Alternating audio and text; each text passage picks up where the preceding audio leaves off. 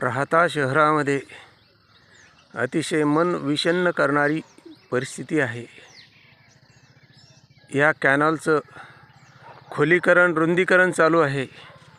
ह्या कॅनॉलचं खोलीकरण रुंदीकरण झालं तर ह्या शेतकऱ्यांचाच या परिसरातील सर्व जनतेचा फायदा होणार आहे।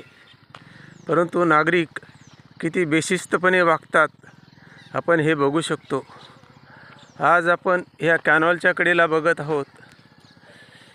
कितीही मोठ्या प्रमाणावर लोकांनी कचरा आणून टाकलेला आहे।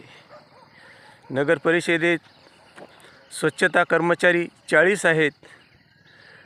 गावात कचरा करणारे 40,000 आहेत। या 40,000चा कचरा 40 लोक कसे साफ करतील हा अतिशय महत्त्वाचा प्रश्न आहे। कचरा गोळा करण्यासाठी राहता नगर परिषदेचे 2 ट्रॅक्टर 6 घंटा गाड्या अविरतपणे चालू आहेत।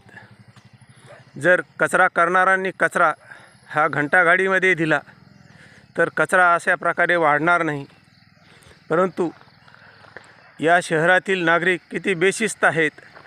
शहराच्या बाहेर येऊन ज्या ठिकाणी लोकवस्ती कमी आहे अशा ठिकाणी हा ते कचरा आणून टाकत आहेत। असे हे बेशिस्त नागरिक निश्चितच देशाच्या हिताचं काम करत नाही याची खंत वाटते। राहता परिसरातील राहता शहरातील नागरिकांनी जे जबाबदार समजतात जे जबाबदार आहेत त्यांनी अशा बेशिस्त नागरिकांना थांबवण्याचा प्रयत्न करणं निश्चितच गरजेचं आहे। कॅनॉलला दरवेळीच पाणी येणार, पाण्यासोबत हा कचरा वाहून जाणार आणि त्यानंतर पुन्हा चाऱ्यामध्ये बंद होणार। असंच हे चक्र चालू राहिलं तर या परिसरातील शेतकऱ्यांचं भलं कधीही होऊ शकणार नाही अशी ही परिस्थिती आहे। यासाठी सर्वांनी जबाबदारीने वागणं हे निश्चितच गरजेचं आहे। जय हिंद, जय महाराष्ट्र।